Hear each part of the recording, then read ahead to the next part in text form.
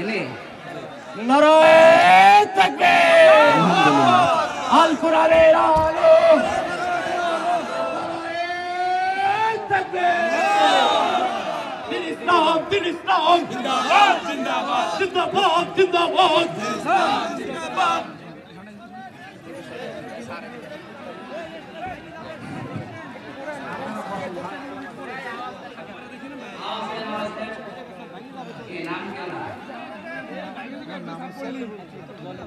এখন কি না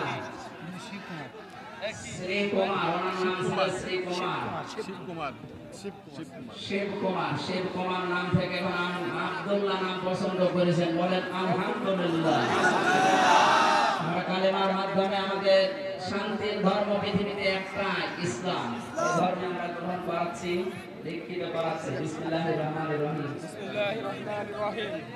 লা ইলাহা ইল্লাল্লাহ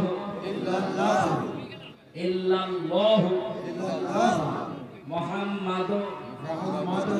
রাসূলুল্লাহ আশহাদু আল্লাহ ইলাহা ইল্লাল্লাহ ওয়াহদাহু লা শারীকা লাহু ওয়া আশহাদু আন্না মুহাম্মাদান আবদুহু ওয়া রাসূলুহু আলহামদুলিল্লাহ উনি এখন নিষ্পাপ অনেক বয়স না আমার বয়সী 60-65 হবে শিক্ষিত মানুষ ইসলাম ধর্ম গ্রহণ করেছে আমরা আলিঙ্গন করছি সবার চাচরা দর্শক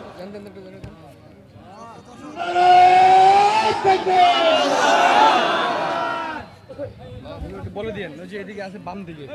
মানে আপনার বরাবর বামে আমাদের সভাপতি সাহেব এখন সালাম দেবে আপনাদের এরপরে আমরা দোয়া করব একটু তাড়াতাড়ি করুন ভাই আসসালামু আলাইকুম ওয়া রাহমাতুল্লাহি ওয়া বারাকাতুহু এই মাহফিলের পরে একটা হাফিজি মাদ্রাসা করার জন্য উদ্যোগ নিয়েছি আপনারা না অসুবিধা নেই ঠিক আছে দোয়া করবেন তাতে একটা সুন্দর মডেল মাদ্রাসা করতে পারি এবং আপনারা আছেন বর্তমান সামাজিক সমস্যার ভেতরে একটা বড় সমস্যা পরকীয়া প্রেম বিশেষ করে মহিলারা ছোট ছোট বাচ্চা রেখে অন্যের সাথে চলে যাচ্ছে আহা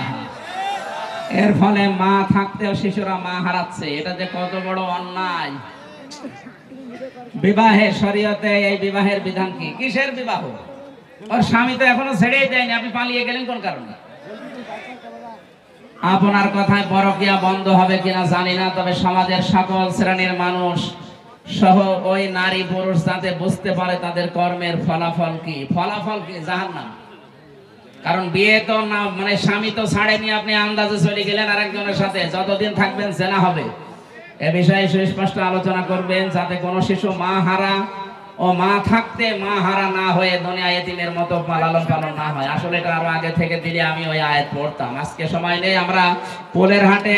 আকিস গ্রুপের মাহফিলে ওই আয়াতের উপরে কথা বলবো ইনশাআল্লাহ আল্লাহুম্মা আমিন